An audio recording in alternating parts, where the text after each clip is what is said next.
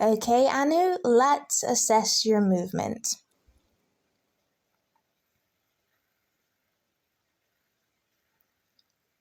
Okay, so initially I can see that you are a little bit unbalanced on your feet. Now, I know this may be due because of the lack of neural control that you have over your muscles, but I also question if it is something to do with your shoes that you have on, which create an unstable surface, which will add to that unbalancing your feet. So I believe this is your standing forward posture. Yep, that's correct. So let's have a look.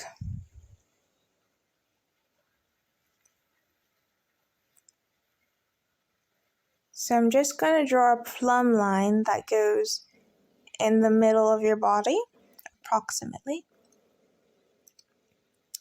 Okay, so just at this glance, I can see that your head leans over to your right, whilst you seem to carry most of your weight on this leg,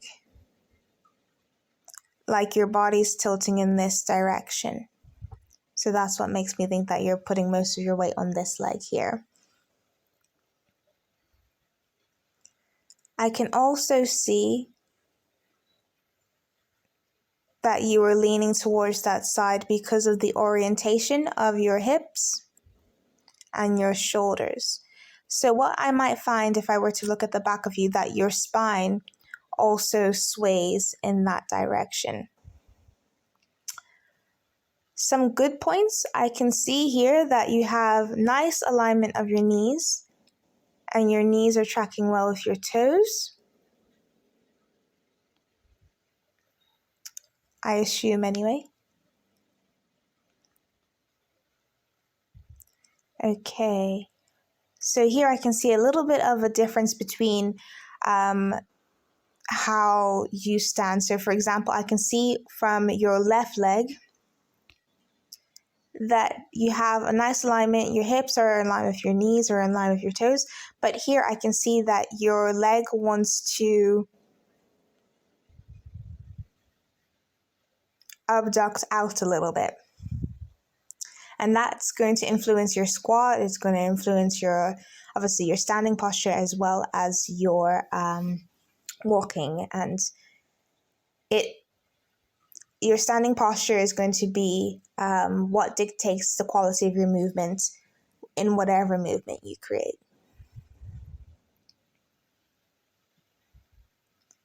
Okay, so from the side, so I can tell that you're someone who partakes in physical activity. You've got a lot of definition and you've got quite an athletic build. But when it comes to your side posture, we like to take a plumb line that goes from your ear. So maybe that's a bit back here. I'm going to use your headphones as a landmark. And to the ground. So ideally, we would like your ears to be in line with the center of your shoulder, to be aligned with your elbow, to be in line with the middle of your hips, to be in line with the middle of your knees, to be aligned with the middle of your ankle joint. So from here, I can see that your ears seem to be in line and your shoulders are in line. However, I can see a little bit of rounding in your upper back. Now, this might just be the angle that the camera is at, but I can tell by your knee positioning and your ankle positioning that you might have what they call as I think it's like a lower cross syndrome, sway back syndrome, where essentially your hips move forward and you have an arch in your upper back, So this means that you are putting most of your weight on the balls of your feet and you're hyperextending at the knees.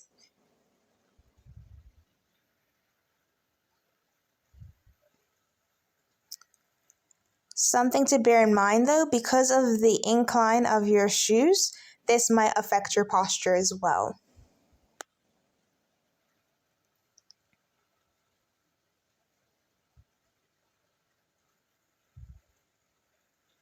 So ideally, I'm going to create a program that increases the height of your scapula. So brings your shoulders up just a little bit and retracts your shoulders just so it can bring your rib cage forward like this, creating more space in the front of the chest region. We're also going to create a program so I can see a little bit clearly now that you have a little bit of an anterior tilt, just seeing by that little curvature and the way that your hips are moving forward like this. We're going to create a program that brings the tailbone down so you can get more engagement in your glute area and that you have a strong foundation because it's going to bring your weight over the center of your heel and everything else is going to shift back as well. So your ear is going to shift back so it's in line with your center of your heel, creating a stronger standing posture and setting the foundations for the movements that I'm going to be asking you to perform later on in your program.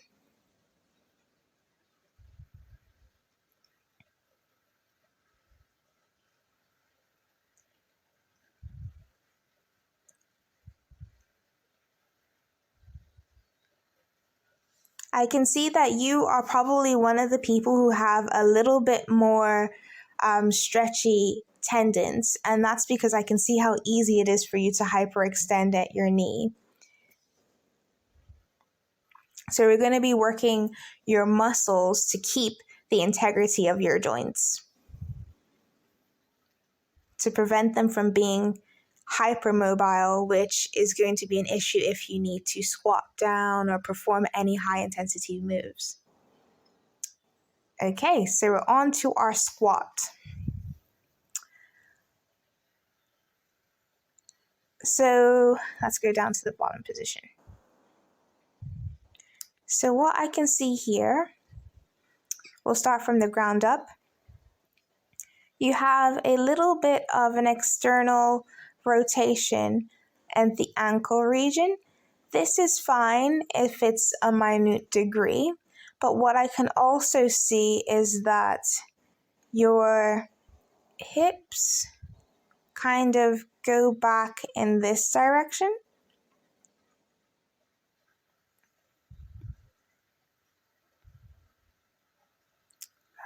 Yeah, in this direction, and your shoulders are leaning.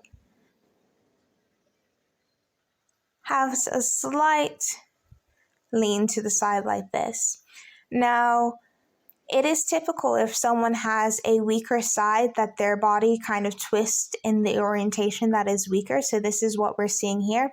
So we're definitely going to work on increasing the evenness between both legs, as well as untwisting your body. And this is something easy to do. Is like working on your gait cycle is an effective way of decreasing the imbalances between the left and the right side of your body, but also it helps strengthen both of your spiral lines, which is why this is happening. One of your spiral lines is a lot stronger than the other.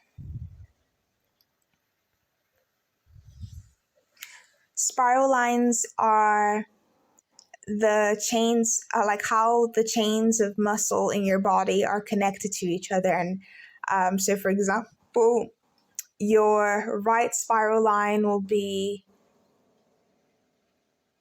your right arm, your right pack, your right lats, going down to your abdominals, down to your left leg, left glute. That's how your spiral lines work.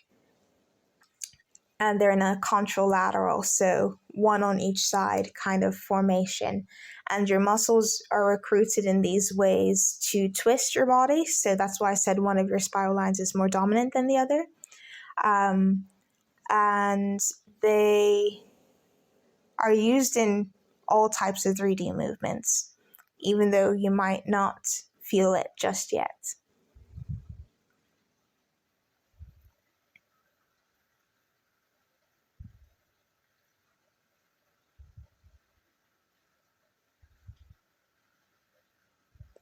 I love how you start the squat by bending your knees, because this actually facilitates more of a stretch in your hamstring region, which means that you are able to use the tension generated in your hamstrings to recoil back to standing position.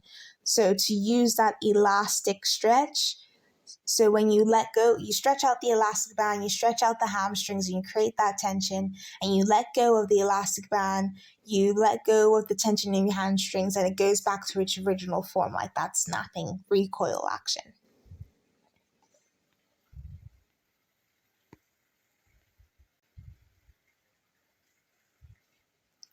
Okay, so now we're on to our hinge.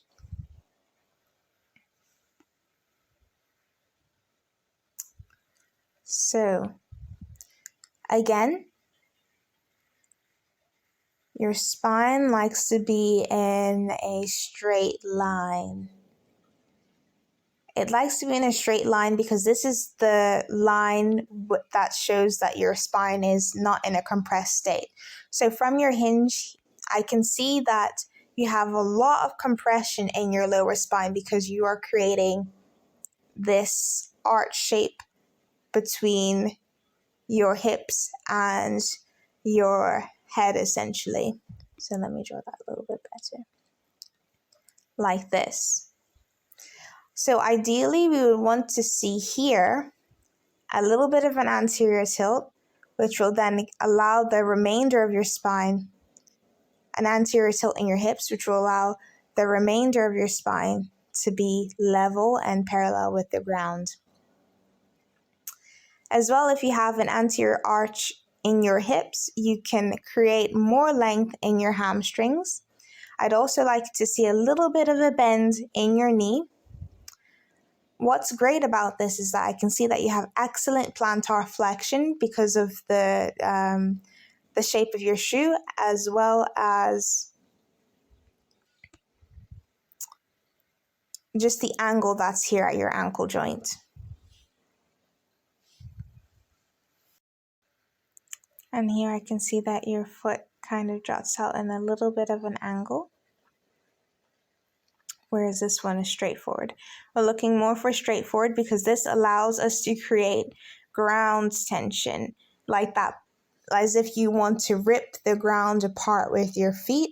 This creates a strong tension in the feet, then generates it can force the force up towards the body. So it's less of a passive stretch and more of an active move.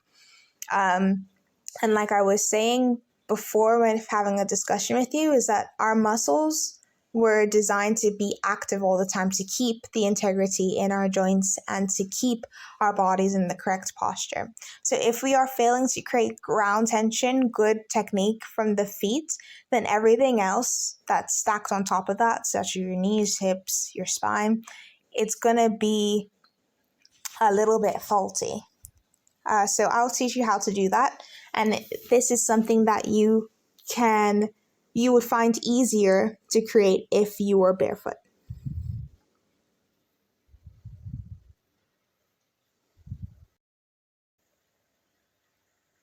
Okay, Anu, that completes your movement assessment. So 3 takeaways that I would like to help you with. So firstly, I just want to thank you for completing your movement assessment. And I can see that you have excellent plantar flexion in the ankle, which is great. For the most part, you have good hip, knee, and ankle foot tracking. But something that I want to work on is just maintaining the integrity in our spine and maintaining a straight back, as well as working on your hinge mechanics. So the way you perform in hinge, so it's more active. So and help even out the imbalances that you have between your left and your right side. So if you have any questions or concerns or any additional notes to add to your assessment, feel free to contact me. I look forward to speaking with you. Bye.